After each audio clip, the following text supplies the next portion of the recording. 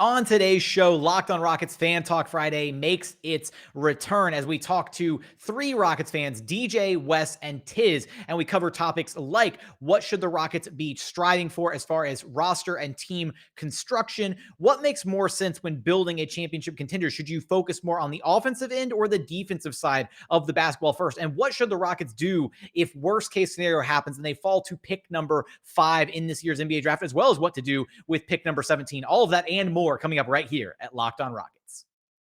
This is Mission Control, Houston. Ignition sequence start. With the second pick in the 2021 NBA Draft, the Houston Rockets select Jalen Green. T-minus 15 seconds. Guidance is internal. I'm going to keep working. I'm going to keep getting better every day. I'm going to keep perfecting my craft. And every time I step on that floor, I'm coming. 6, 5, 4, 3, 2, 1.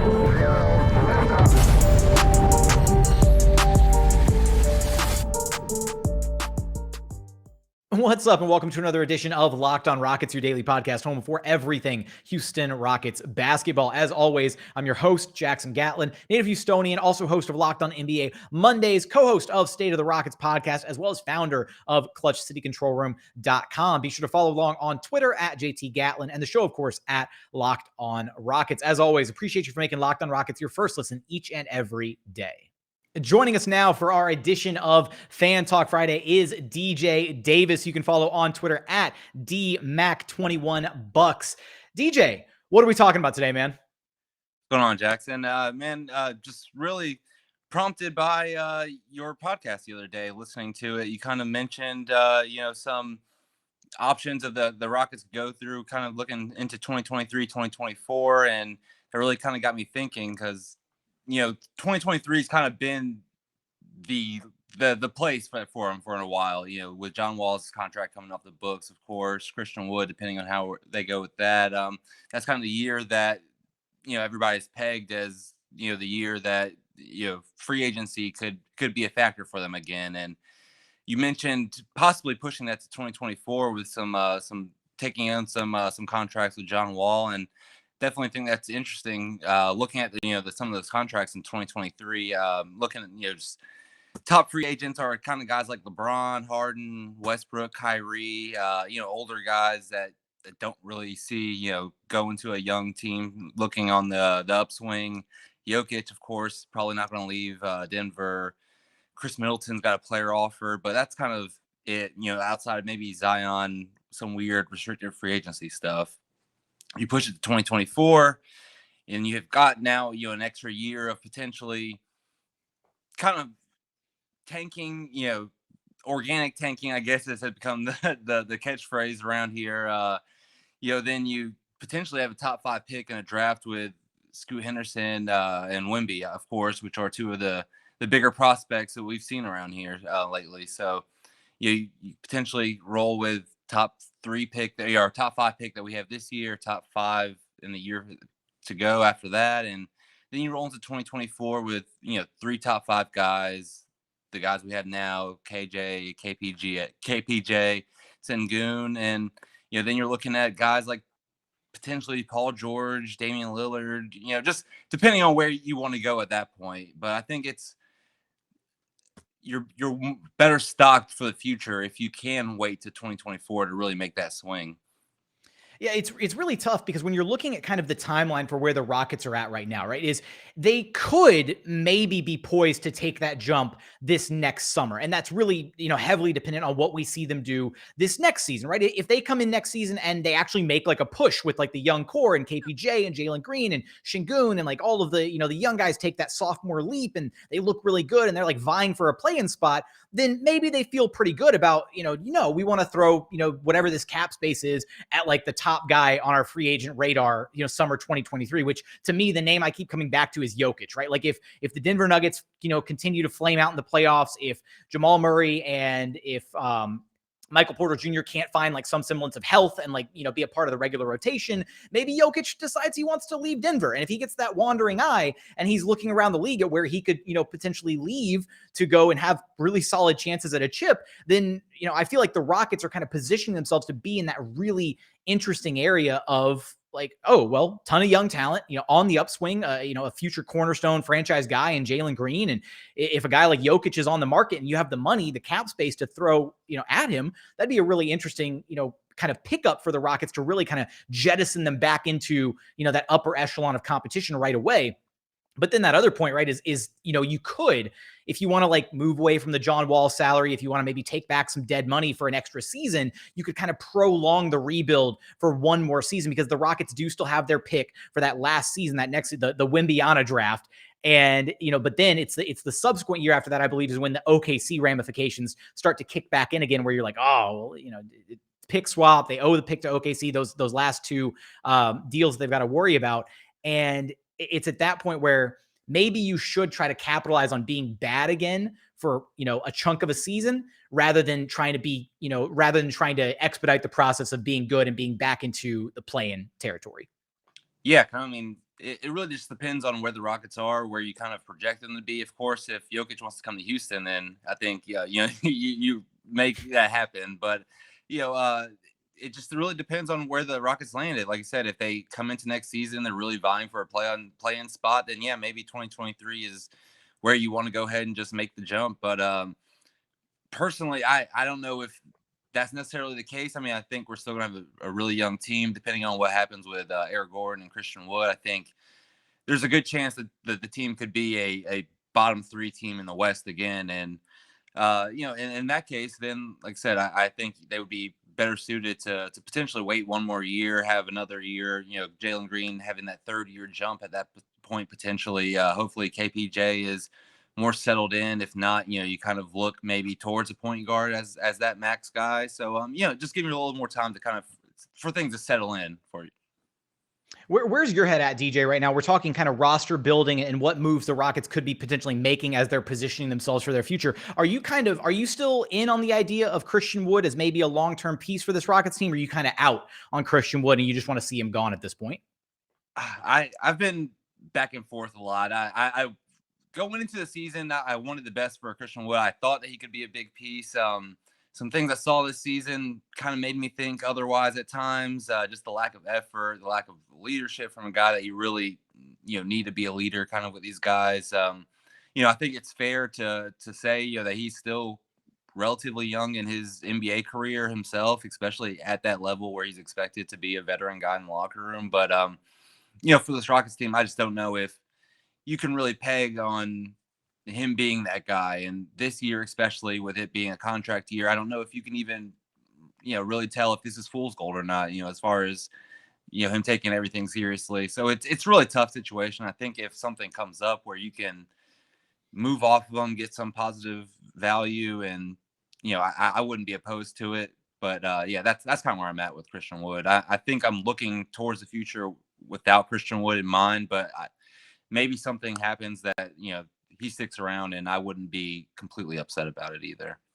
I know we just finished talking about Jokic here, DJ, but, is there a star player out there, elsewhere in the league where you're just kind of like looking and you're like, the situation is maybe maybe not necessarily precarious right now, but just a star player out there where you're like, you know what, seeing that guy in a Rockets jersey would be incredible. And we know that the NBA landscape can change at the drop of a hat, right? Like, a franchise that's been a potential dynasty or, taking, the league by storm for 3 or 4 or 5 seasons in a row can topple, in one off season. And so, any one of the top guys in the NBA could become available in the next 3 months, because that's just how quickly some things, change and the way the scenery kind of moves around the NBA. Is there a guy out there like at the top of your pecking order where you're just like, I would love to see this guy in Houston. I would mortgage the house, the farm, whatever, to get this man, all the Brooklyn Nets picks, whatever. Yeah, I mean, probably the top guy on that list would likely be Luka. I mean, I don't know how likely that is, but just as a guy that, is kind of in that James Harden mold where you can build a complete offense around him, I think he'd fit well with what Jalen Green does, as far as off-ball stuff. I think he just would be the perfect guy. But overall, I think the Rockets right now, if everything trends the way that they hope it does, I think they really need to be looking, at a wing. They just don't have a guy at a 3 or 4, I think, that is, really the standout prospect, the star guy that at a position that really kind of needs a star. So, a guy like Chris Middleton, I think, would be fantastic as someone that can handle the ball some, can score at high leverage situations, can play good defense. And, again, you have Jalen Green, you have KPJ. If things, again, work out that way, you have Sengun kind of operating as, a point center, hub. So, I mean, I think a wing would be perfect. But, again, Luka, I think, is kind of the guy that I would take, first and foremost out of anybody right now. As we're kind of navigating, obviously the Rockets are in the midst of their rebuild, right? Kind of on the ground floor at this point. Do you feel pretty confident, like as a Rockets fan, about the direction that the franchise is heading right now? Yeah, man, I've got to feel really good about it right now with especially, of course, how Jalen Green finished out the season, the 30-point games, the 40-point games, showing that he's well on his way to kind of being that elite scorer. Again, KPJ, I think, showed some really good stuff. I think you just have to kind of hope that he continues on that track. But if that keeps playing out, I mean, you've got to really like their backcourt of the future. I personally think it fits really well together. I think, especially if Sengun works out too. I mean, it's a tandem that can really play off ball well, can kind of defend well with their size. I think in the future, and I think it's a really good fit right now. And then, of course, you got this top pick that, in a draft that potentially has Banchero, Chet, and Jabari in it. So another power forward kind of position I think could be filled there, and just a lot of talented prospects there, and I think Houston's in a good spot. Yeah, I find it funny. We're talking about kind of, just general roster construction, where this Rockets team is headed. And we hadn't even mentioned the fact that they have that top pick, no worse than, top 5 this year, which means they're going to at least be walking away with one of, at the absolute worst, if you're at the 4 or 5 spot, you're walking away with at least one of Jaden Ivey or Shaedon Sharpe at this point, who just, officially declared for the NBA draft after a lot of drama, a lot of confusion as to whether or not he was actually going to, be in the NBA draft this season. DJ, if the Rockets get the number 1 overall pick, who are you taking?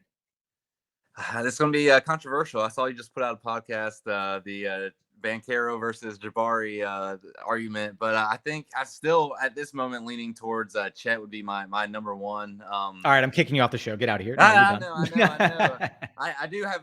I know you had a name for it, so Chet Train or the Hall of Homegrown. I think I'm kind of personally going with. No. It was the Chia Chets the last I checked. That was the one that we were going with. No, I don't think that's the official name. That's the only one that I can remember. The Chet one had like a million different ones. I can't remember what the official TM branded this is the one. So I've been calling him the Chia Chets. He's just to me, man. I would love a guy that kind of makes his bones on defense. Of course, I think he's going to be a really strong defender that could potentially be a great connector on offense, and I think it's just the best kind of fit. Of course, you have to worry about his size and everything, but just the best fit as far as, being a player that I think is going to help you, even if they don't reach their true ceiling, I guess, necessarily. Jabari would probably be second for that reason. I think he's a great, catch and shoot player. He's got size. He's probably going to be a good defender. Maybe the dribbling doesn't work out. Maybe the ball handling doesn't get there, but I think he's going to be a plus elite, role player, and kind of Chet in the same vein, but a little bit more defensive minded, a little bit more of a rim protector, which of course Houston needs desperately. So that's kind of where I'm at with that. I'm tired of Houston being undersized, man. Honestly, at this point, I remember somebody was tweeting about the Rockets' big situation on the timeline earlier today, and I caught myself looking at the lineup, and I was like, every single guy on that list, every single existing big on the roster is under 6'10". Give me a little bit more size on this Rockets roster. It'll be really interesting to see, how this upcoming pick impacts the Rockets roster construction moving forward, what pieces they try to put around Jalen Green, Sengun, this upcoming top draft pick, all of that. And of course, we're going to have you covered for all of that and more right here at Locked On Rockets. DJ, I appreciate you stopping by for this version of Fan Talk Friday. Yeah, man, I appreciate having me on, Jackson. Coming up, we keep Fan Talk Friday rolling along as we chat with Rockets fan Wes, and we get into the philosophy of what the Rockets should be striving for as they're trying to build their championship level roster. Do you build for offense first or defense first, and how that impacts the Rockets' future decisions? But first, a quick message from our friends over at Truebill, because look, Do you know why free trials renew without your consent? It's a business scam out to get you. Don't let greedy corporations pocket your hard-earned money. Download Truebill to finally take control of your subscriptions. Truebill is the new app that helps you identify and stop paying for subscriptions you don't need, want, or simply forgot about. On average, people save up to $720 per year with Truebill. Because companies make subscriptions so hard to cancel, Truebill makes it incredibly simple. Just link your accounts and Truebill will cancel your unwanted subscriptions in one tap, one click, one press. It is that simple. Truebill has over 2 million users and has helped them save over $100 million. Don't fall for any more subscription scams. Start canceling today at Truebill.com/LockedOnNBA. Go right now. That's Truebill.com/LockedOnNBA. It could save you up to thousands a year. That's Truebill.com/LockedOnNBA.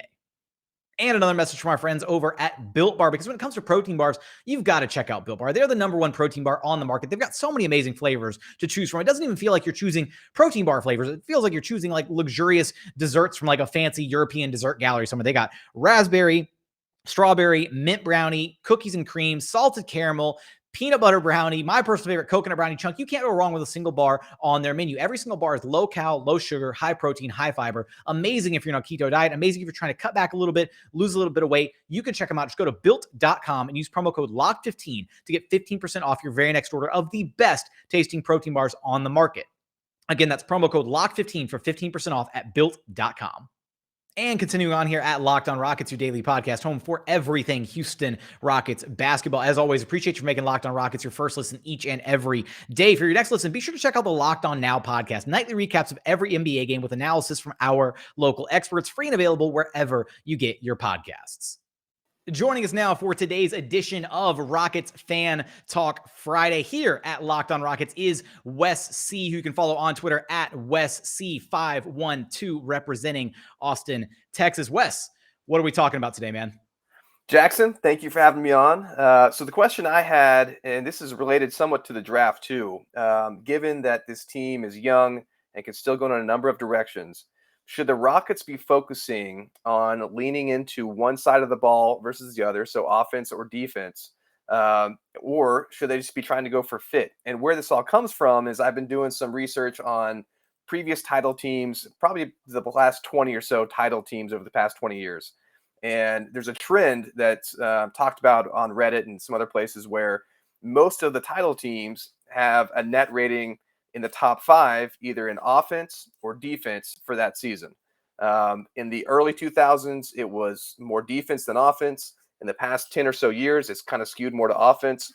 And where this question came up was knowing that in the draft, we talked about maybe trying to find players that complement the scores on the team, maybe to try to draft for some defense, maybe get some more length.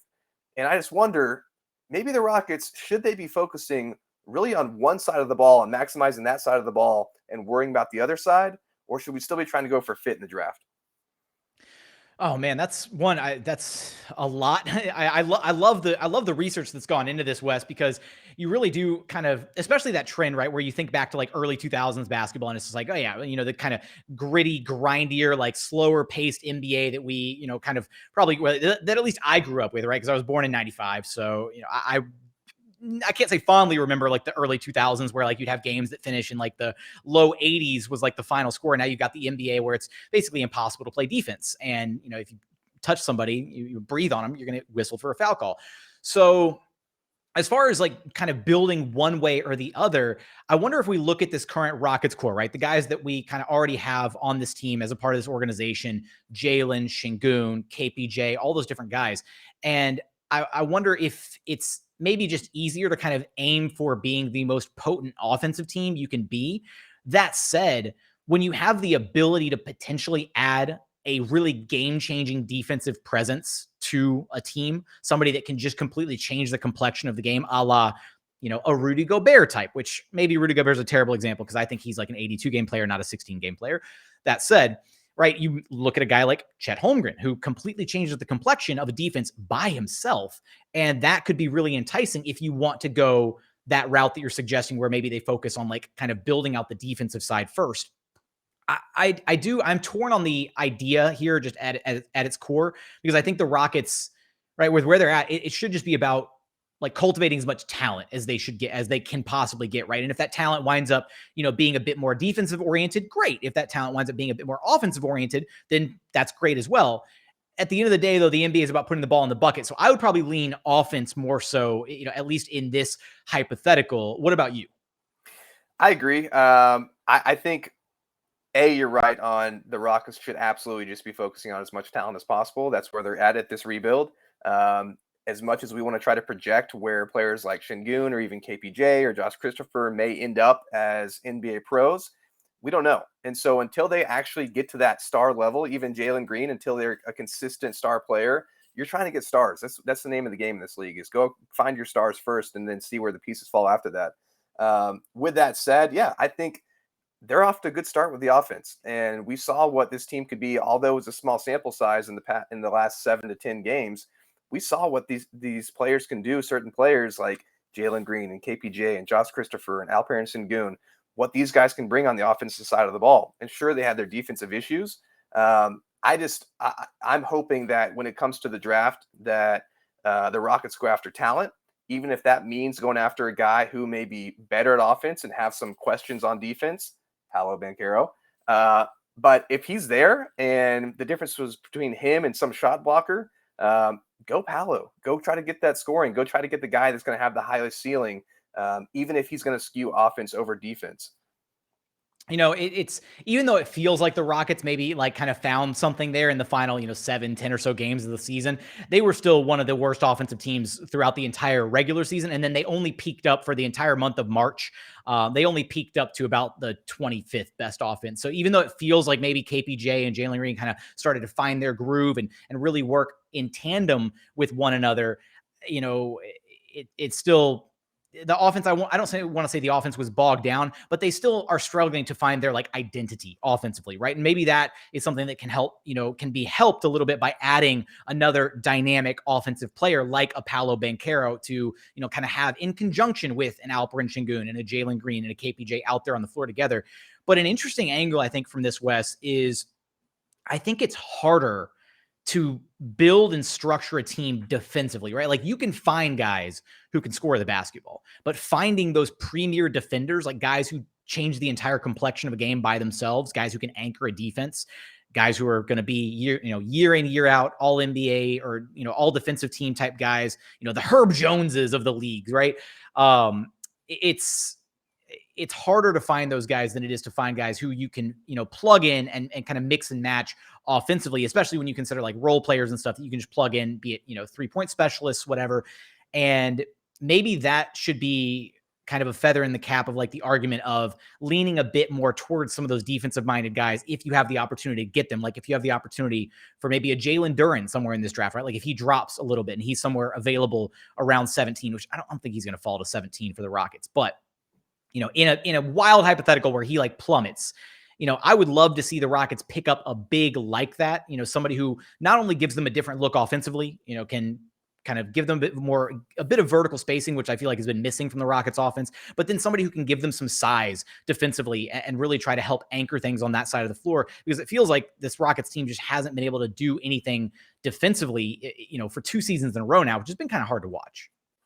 Yeah, I agree. And I think, the Rockets are in such a flexible position right now, as far as their salaries, as far as the youth they have, as far as the talent that they've been able to amass this season and in the season before that. And then they're going to add at least 2 more picks, we think, as of right now, this season or this off season. So they're so flexible. They can go in a number of different directions. And you're right. Even if they go get a good defensive minded player or someone that can be that one guy on the defensive side of the ball to really anchor some of the defensive sets they're in, why not go after it?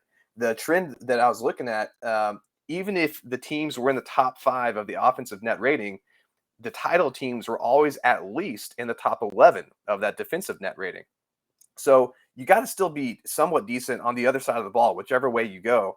And I think, again, at the end of the day, instead of trying to go for fit, like we may want to try to project on our heads, okay, Jalen's as a shooting guard and KPJ is a point guard and Şengün's a center, and so we need to go get a 3, we need to go get a 4.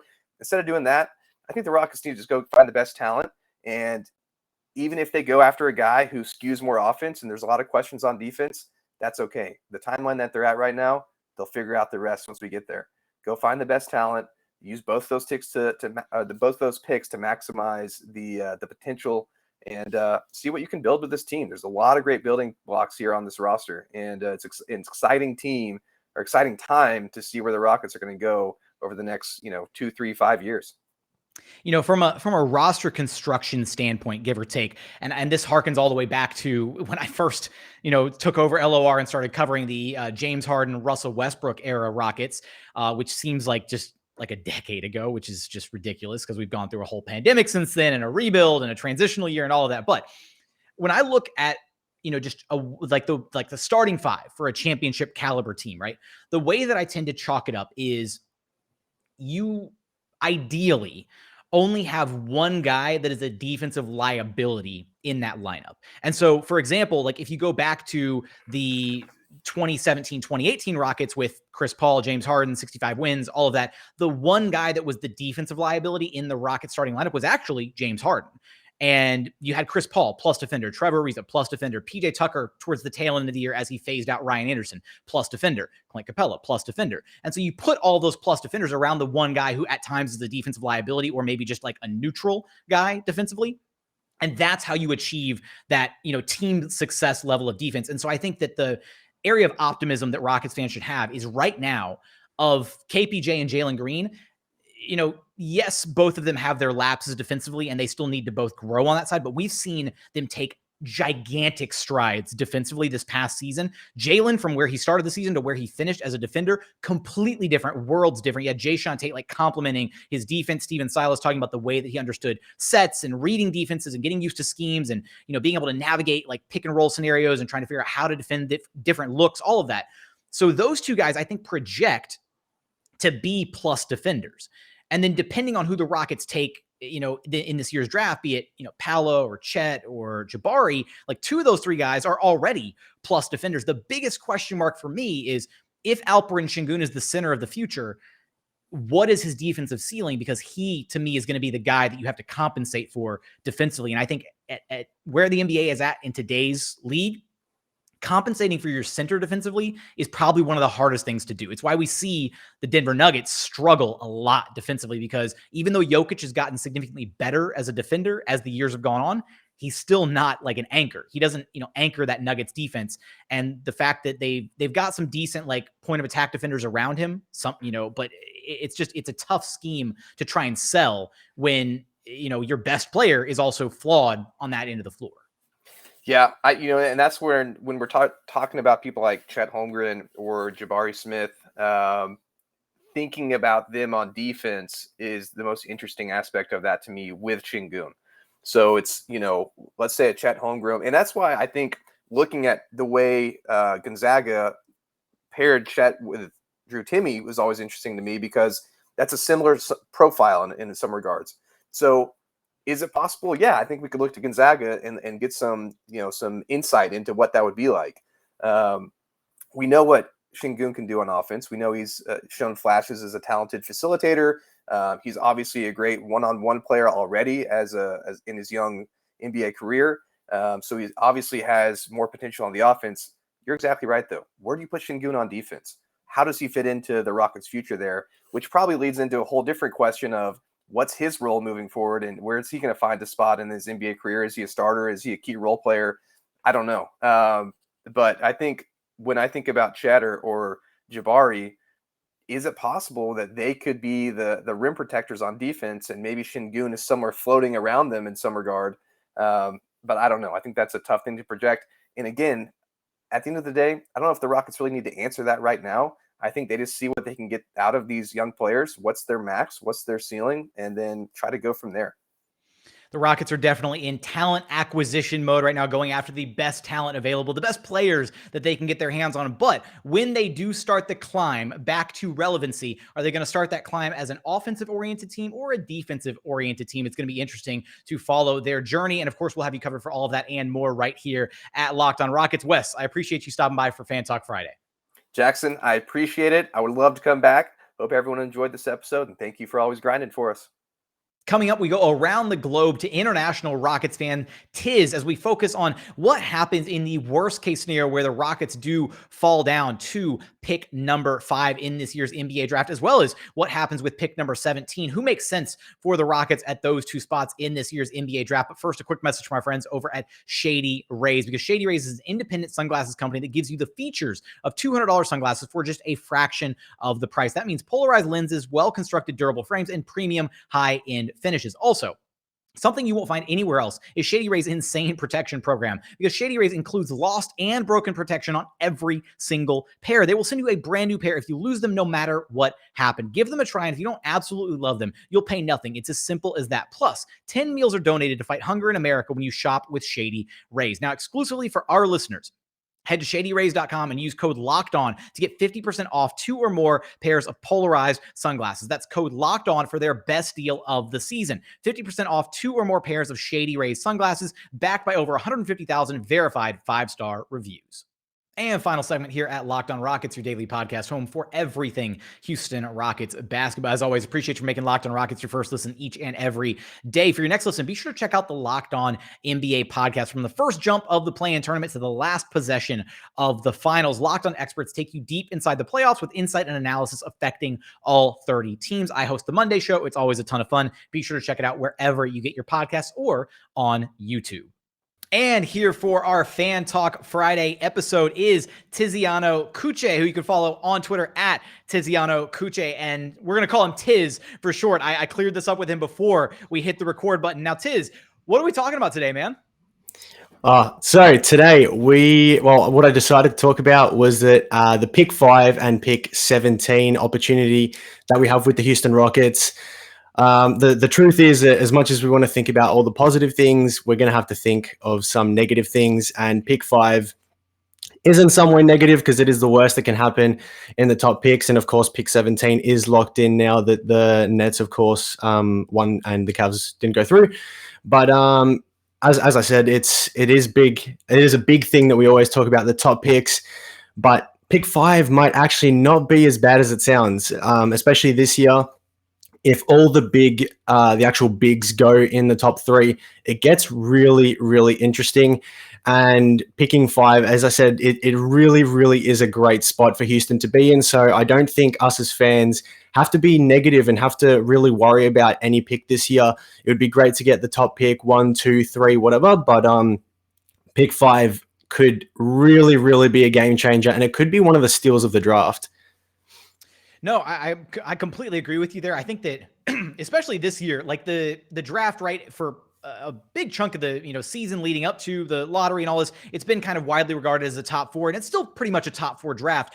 But especially now with the news that Shaedon Sharpe officially declaring for the draft, that throws a really interesting wrinkle into that pick number 5 situation. So even worst case scenario for the Houston Rockets right now, you're really happy that the Rockets didn't come away with some of those extra meaningless, we'll call them the culture wins, if you will, from the tail end of this past season, because now no worse than pick number 5. And even if all the bigs go off the board, right? 1, 2, 3, Chet, Jabari, Banchero, they're all gone. Even if the Rockets, find themselves at 5, let's say Jaden Ivey is off the board at 4. If you're still walking away with the option of, getting a Shaedon Sharpe, or maybe you're a little bit higher on an AJ Griffin, or you want a guy like a Keegan Murray with maybe a bit of a higher floor, maybe more of an impact player right away, a Benedict Mathurin, a really complimentary piece. There are a lot of really interesting options at that number 5 spot. And I also, Tiz, I don't think it's a given that Jaden Ivey is like a lock for number 4. Like, I don't think it's a lock that any of those 4 guys are the consensus top 4 now, because the allure of Shaedon Sharpe might be like, he could be this year's Scotty Barnes, right? Like last year we saw Scotty Barnes kind of break up the consensus top 4 last season, going to Toronto at number 4. Everybody thought they were going to take Suggs at 4, and then they completely came out of left field and took Barnes. That could happen again this year with Shaedon Sharpe. So if you're Rafael Stone, you're putting your best bald cap on, you're Rafael Stone, you're drafting for the Rockets at number 5, who are you taking if the top 4 consensus guys are off the board? So, well, I had 3 guys that we were going to talk about for the 5th pick. And I mean, if you're removing Jaden Ivey, he was one of them. I think I've got 2 left, and both of them have really good things and also some bad things. We've got Keegan Murray out of Iowa, as you said. He's 6'8", 6'11" wingspan. He's strong. He's very efficient. He can pretty much do everything, which is a very, very ideal fit for any team. And he's kind of like that gel piece that every team kind of needs. But there is that downside that his age, he's a little bit older. I mean, we shouldn't be nitpicking for some age difference for 1 year, but it can be a difference because you get 1 year of extra development, as we saw with KPJ, and we're going to be seeing with all the rookies this year.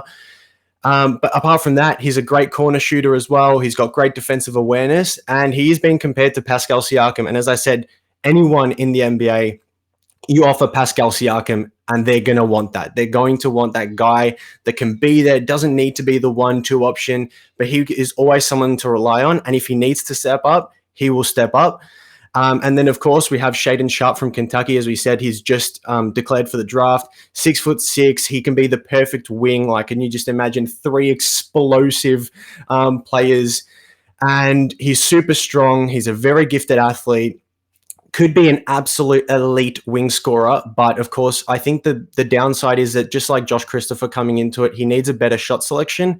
But he can create his own shot. He's got offensive potential, just like super high due to his range. But of course, once again, the uncertainty of missing college, I really think he could be the steal or the absolute bust. You know, I'm so torn on it because I do think that, one, it's going to be really tough with no like recent tape on Shaedon Sharpe. And that's the big question mark, right? It's like, how do his workouts go? What's going to be the return from that? Like, what do the draft experts say about him once he gets through all of that? And what's their intel going to look like? But I do think there's maybe a little bit of redundancy with Shaedon Sharpe and like Jalen Green a little bit. And that's why, you know, my eyes are kind of gravitating, if the Rockets were in the 5 spot, even with the, you know, how enticing Shaedon Sharpe is potentially as a prospect, my eyes kind of start gravitating towards, I'm incredibly high on AJ Griffin. I've kind of vacillated between him and Benedict Mathurin a little bit at that 5 spot for the Rockets. But with AJ Griffin, I look at his body type. I look at his shot profile. I look at what he's been able to do for Duke, you know, in conjunction with Paolo Banchero, another incredibly talented player. And I think he could be, if he embraces that role of kind of like the second, third offensive option type guy, he's got a lot of the talent to really thrive in that role. Not necessarily enough talent to be the 1A, like top dog, number 1 option, but a really, really strong second or third option. And so I think that's the really enticing pick for me at pick number 5. But Tiz, I'm going to throw you for a bit of a loophole here because I actually kind of threw this up on the timeline. And I think this is kind of an interesting dynamic, and it'll give you a chance to talk about Jaden Ivey a little bit here. But if the Rockets were maybe not complete worst case scenario, but if they found themselves at number 4 and those 3 bigs were still off the board, which direction would you be inclined to go? Would you want to go Jaden Ivey? Would you want to go Shaedon Sharpe? And this will give you a chance to talk about Jaden Ivey a little bit. I like that. So let's go first with Jaden Ivey, and then I'll give you the answer. I'll keep the audience a little bit on their feet. And, of course, Jaden Ivey, 6'4", elite speed and power. I mean, you really can't put him and Ja Morant, like anyone that doesn't put them in the same sentence, you're going crazy. Like, they look very, very similar. Yes, the stats don't match. I believe that Morant was way better in college, but he just doesn't slow down. Like, this kid just does not slow down. He's so quick. He's great on the pick and roll. And to be honest, I can just imagine him being so ideal next to Şengün. He's kind of that guy that we need to just set the whole offense up and work. And it will allow also KPJ and Jalen Green to work a little bit more off ball and get a little bit more Şengün involved. I think we, as you've said, I mean, multiple times in other podcasts, that we don't play enough with Şengün sometimes. He gets that great, good help defense. He's pretty much a 3-level scorer nowadays, as much as he is struggling a little bit with the 3 ball. I think he's still doing very well. The shooting has been getting better, but I just think he still needs some improvement on that. And I do get a little bit of worry with the hype train of Ja Morant, that a lot of people are comparing him so much, and he is very similar, that we're kind of forgetting the fact of the risk here of his shooting not going through, and then he just becomes an athletic point guard that then goes into a backup role, and doesn't really, you know, he can't be really efficient. If I was at pick 4, it is very tough. This is why I was saying it's such a deep draft. Anyone from pretty much 4 to 20, I believe, can have a good case, depending on who's there. But I just think you go just safe compared to the other two, I would go with Jaden Ivey out of Purdue.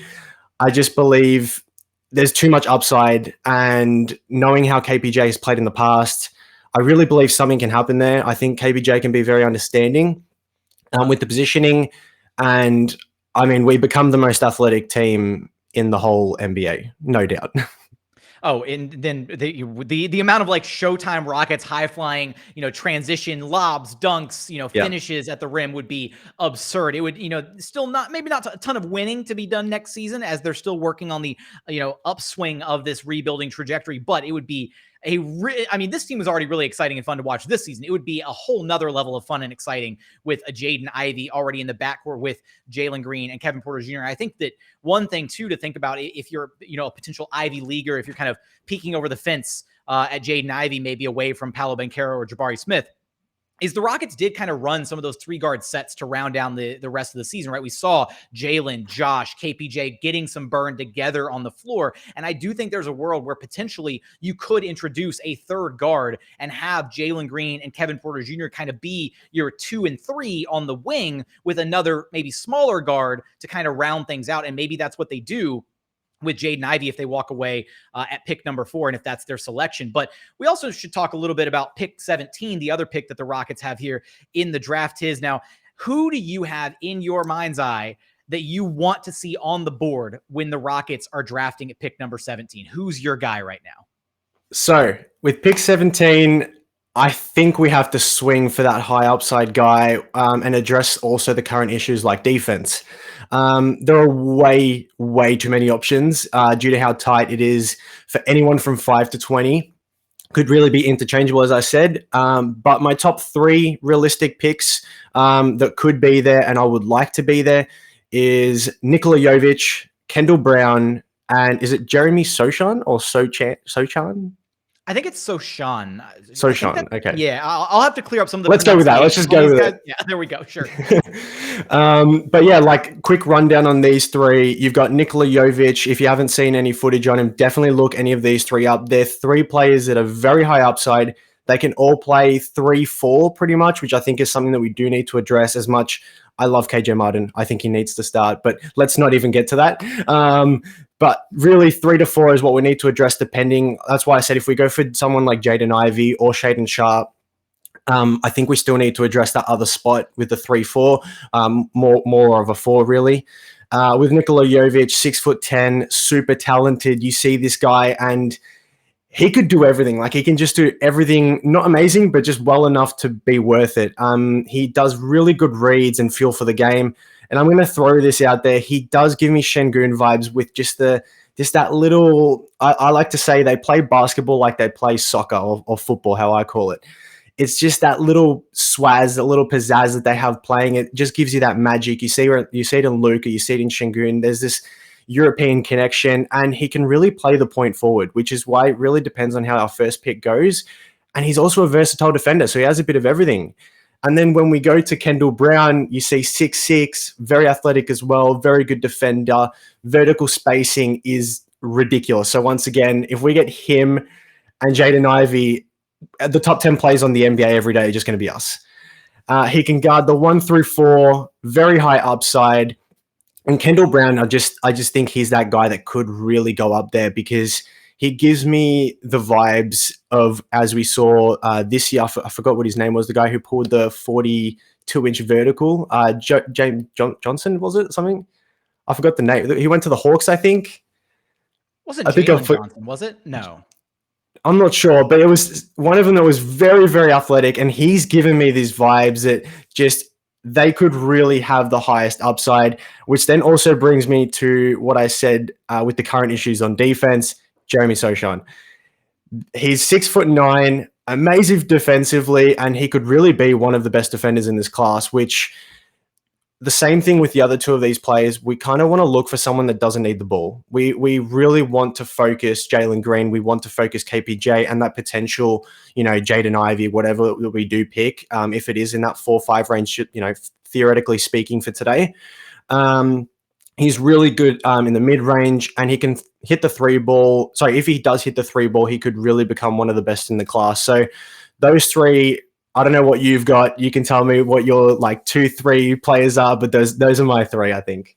No, I think the crazy thing about the draft, right, is like you can't go like nobody's wrong here, right? We're just kind of speculating. We're looking at, the best talent available, how some of that talent maybe fits and meshes in with the Rockets. I keep coming away thinking that pick 17, like I would love, and this is where I kind of waffle back and forth on, because I do think the Rockets definitely need to kind of shore up their wing positioning a little bit at the 3-4 spot. I think KJ Martin is a lock to be in one of those positions for the foreseeable future. That said, I do think there's question marks about Jae'Sean Tate's future role with this team. Can he improve as an outside shooter? Is he going to continue to be a liability on that side?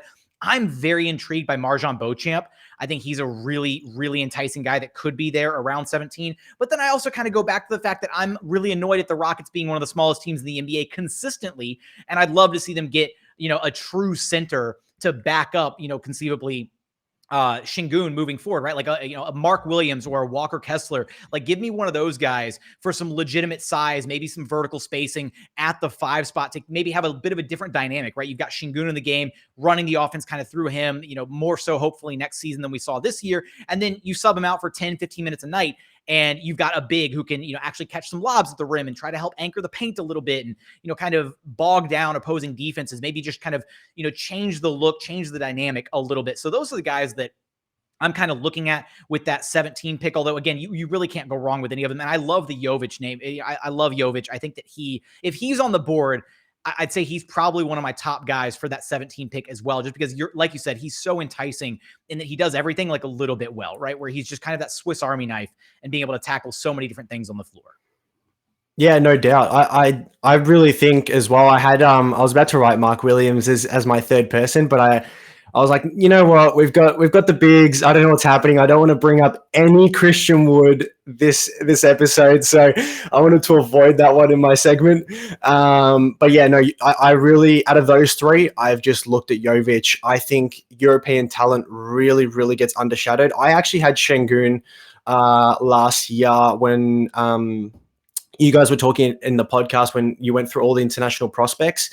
I had him as my 6. So I didn't prepare a full-on draft board, but I did put him at 6 for myself, and I'm so glad. I remember when we when we traded for him, I was just smashing on my phone to all my mates going, yes, we got him. I can't believe it. I knew he'd be so good. And I think Nikola Jovic gives me those same vibes. He just gives me something that I just want. I really want it. I want us to take a shot on him. And to be honest, with how Rafael Stone's been going, I think he loves the Europeans. I think European talent is where we're going. I think we're going to be the best European talent grabbers after the Dallas Mavericks once Luka Doncic leaves them.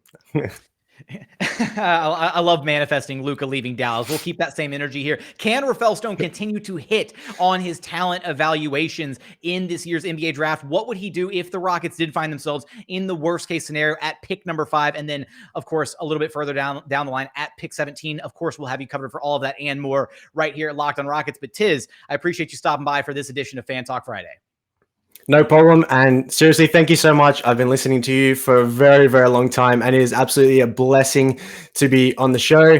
If you guys follow me, I'll be on Twitter all the time. I get into all the chats and all the streams, everything that happens on Twitter. It's at Tiziano Kuche. If you guys follow me, that'd be absolutely great. I've just started getting all connected, so it'll be really cool. That's going to do it for another edition of Locked on Rockets. As always, appreciate you for checking out the show. If you haven't done so yet, please consider subscribing wherever you listen to your podcast. That's Apple, Spotify, Google, the Odyssey app, free and available on all platforms. Also, be sure to check us out on YouTube. Go to YouTube, search Locked on Rockets, like, comment, subscribe, all that good stuff. How did you feel about us bringing back Rockets Fan Talk Friday? Let us know in the comments. I do read each and every one of those every single day. But as always, thank you so much for watching. Thank you so much for listening.